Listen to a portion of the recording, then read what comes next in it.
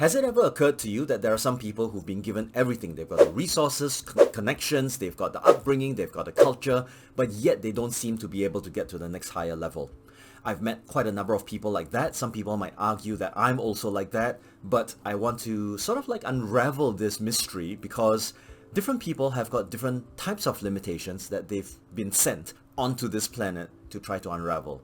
Hi, my name is Stuart Tan. If this is the first time you're on my channel, please like and subscribe so that you can be kept updated for any of my other videos that are upcoming. I've spoken to well over 500,000 people across my 29-year speaking and coaching career, and I'd love to share my expertise with you to elevate yourself beyond challenge and suffering so that you can take actions for abundance. I'll give you 3 key examples of how people tend to stay stuck. In one particular example, there was an individual I was interviewing who wanted me to be his public speaking mentor.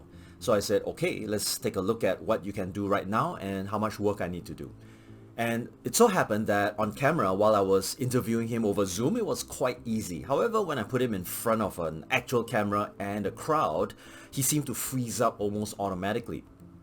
Now, this is a person whom I interviewed. He had the linguistic capacity, he had the knowledge background, and it was actually quite easy, as far as I could tell, to be able to stand in front of an audience, wow them, and go the extra mile. But something was stopping him from actually getting to success. Conversely, I was working with a manager in a firm, and somehow or other, this person, in spite of her limitations of feeling like she's not good enough and the things that are impossible for her to do, like manage a whole ton of people, she was promoted into those elements. She was promoted into that level where she did have to manage a lot of people, and she was making very good money and recognized by her peers and her bosses internationally. Now, what gives? What's the difference between these two people? Is it because one person seems to have all the luck while the other person doesn't have it? Well, I'll give you another couple of examples just to give you a clear contrast. I know somebody who's connected with billionaires, millionaires, multi-millionaires, you name it, right? It's easy for this person to get access because he's in a club that enables him to connect with such people. However, when you take a look at his capacity to be able to grow himself, it seems like there is a vast limitation. It's not possible for him to cross the multi-7 figures into the multi-8 figures because of some kind of limiting mindset. And in fact, as he approached me one day, he was asking me what was the limiting factor that was behind all this. And I took a look at his background and his history, and I think it might be interesting to share with you some of the findings that I had related to some of these glass ceiling limitations. Conversely, I've seen and heard stories of people, take a look at the videos by Jeff Bezos, Davey Fogarty, Patrick Grove, and you'll notice something interesting about these people. They start off from almost nothing, have a dream, and then utilize that dream and ambition to fuel them towards whatever greatness that they have right now. In my opinion, I think there are 3 things that cause you these limitations. Number 1, it's not stretching yourself on a regular basis. More often than not, when I'm taking a look at people who are high achievers, they continue to stretch themselves to higher and higher limits, whether it's in physical fitness, emotional intelligence, or whatever. Especially for people who do find that there are barriers and limitations and fears, things that they feel like avoiding, and they set a specific goal to confront and face that fear. That confrontation actually enables them to liberate themselves from that limitation in the first place. Take, for example, someone who fears networking. You're socially inept, perhaps. You don't feel that you've got the skills to connect with people. Well, isn't that precisely the reason why you have to go out on a limb and start meeting people, make a fool out of yourself if you need to, but then keep moving forward gracefully? Now, the only way by which we can start stretching ourselves is to observe what happens when we hit that limit. That barrier is going to be the best guide. For example, you might realize that the reason why you don't want to do public speaking is because you have felt that you're really incapable and you don't get very much practice. And unfortunately, because you don't get very much practice, you're not going to be more able. So therefore, you get into a coaching program, you start stretching yourself, and then you find that your capabilities improve over time. However, once you've improved your capabilities, where do you go? Yes, you can speak, but then have you stretched yourself to go to larger and larger audiences or larger and larger crowds? Are you attempting to pitch to large organizations like Amazon or Facebook or even Microsoft so that you can be at the apex of that particular endeavor? More often than not, it becomes a challenge because you're not really having a clear vision for yourself. And being able to stretch yourself means to know where you need to go and consistently stretch to higher and higher visions. Not because you want to make more money or you want to become more famous. Those are nice. However, if you're able to get to that level where you can feel really good about yourself and you can achieve a certain sense of growth and stretching, this is where you will find that you're a little bit more fulfilled, isn't it? The second reason is because you're not excavating your patterns of behavior. Now, when I say excavating, I'm referring to a very specific metaphor. Now, some of you may know I love gems and I love collecting gemstones.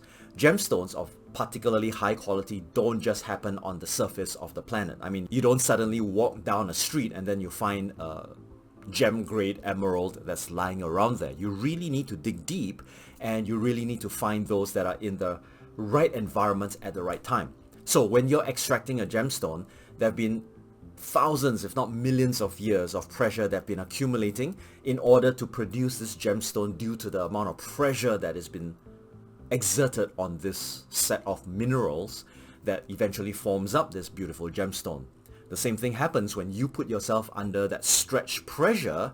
Over a course of time, you begin to discover more about yourself, whether in good times or in bad times.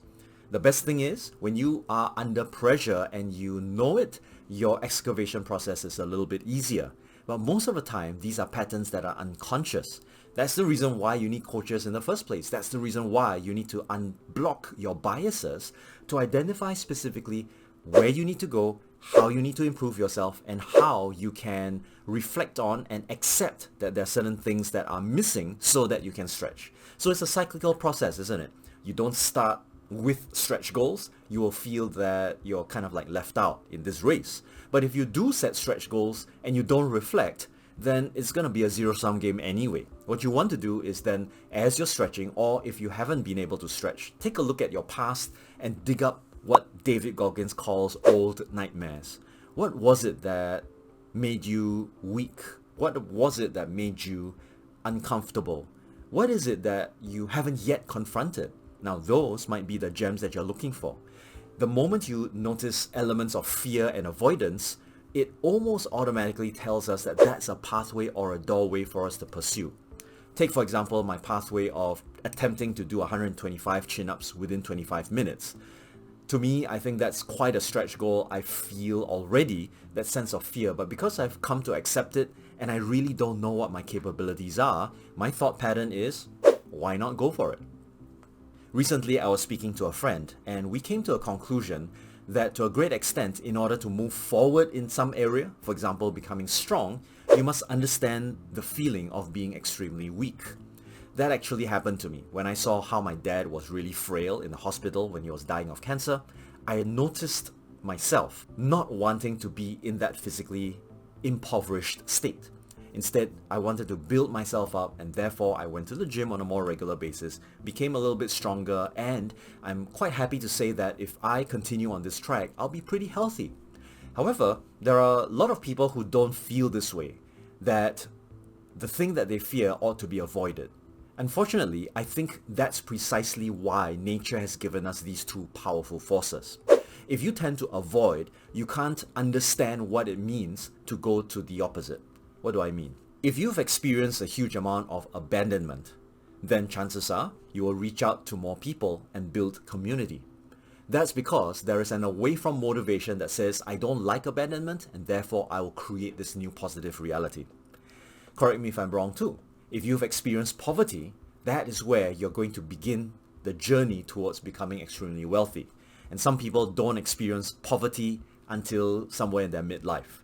And by the time they're attempting to stretch to the next higher goal, they don't necessarily have the means to pursue that pathway.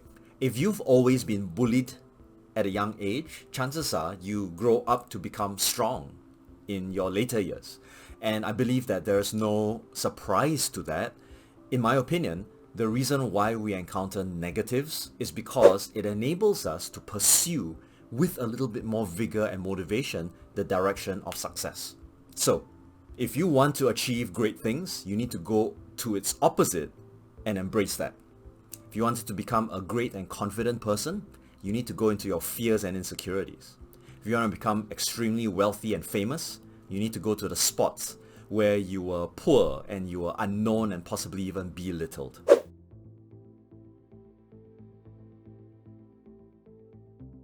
And while this might sound very philosophical, I'd like to encourage you to do that anyway. If you want to be truly wealthy, I suggest you study poverty. Study how people get poor. Study how people are financially inept. And then you'll probably find the answer hidden in those crevices. If you want to become confident and you want to stand out against the rest and become highly charismatic, then study weakness, study cowering, study cowardice, and study what it means to be fearful of speaking your truth. And I guarantee you that you will learn far more than just attempting to study the great speakers of all time. The third thing that I strongly believe in is the ability for you to control and manage your state. After all, your limitations are just a set of beliefs that you have inside your head. What exactly is going on inside there that's influencing your emotions? Can you choose differently? And I had a video that talks about mind setting. I highly recommend that you go take a look at that because these are all the foundational basics. Why is it that people who do not have the resources end up being able to accomplish some wild goals? It's because of the constraints that are there. In spite of the constraints, you have a lot of other kinds of resources. The internal resources to focus, to build your sense of determination, to be okay with mistakes. All of these are really powerful resources. If you can just harness them, they will become your pathway towards greatness everywhere. So what I'd like to encourage all of you to do is this, especially if you're disadvantaged. If you find that you have limitations, great, learn to embrace those limitations. If you find that you've gone through really tough patches, great, continue to harness those so that it can help you on your upscaling trajectory. If you find that you have been complacent, well, go in the opposite direction. Put yourself under some kind of pressure and learn to live with that pressure so that every single day becomes a way to stretch your mind and stretch yourself towards higher and higher goals. If I knew this a long time ago, I would have put myself under that pressure on a consistent basis. Now, mind you, this is not to say that you're going to go out to other people and tell them they have to stretch and tell them they have to become far better or far greater than they are. No, this is actually an individual choice. If I were to tell you to stretch, I might sound a little bit arrogant because after all, who am I to tell you to stretch when you probably have some greater achievement than I have? The truth is, we're all stretching from our current level of limit. So whatever your limit is, might be my level of excellence. So as you stretch, you just simply become better and better. So I highly recommend that if you were to want to become better, to master yourself, to develop yourself, then I suggest you chase your limits every single day. Take a look at what it is that you're avoiding, or take a look at the moments where your inner thought tells you, you know what, I think I want to take a break today. Find out where that comes from, chase it down, learn to break those limits by investigating yourself, studying what you're thinking, and also excavating the maybe dark, ugly truth that when you dust away and you polish, turns into this amazing, wonderful gem.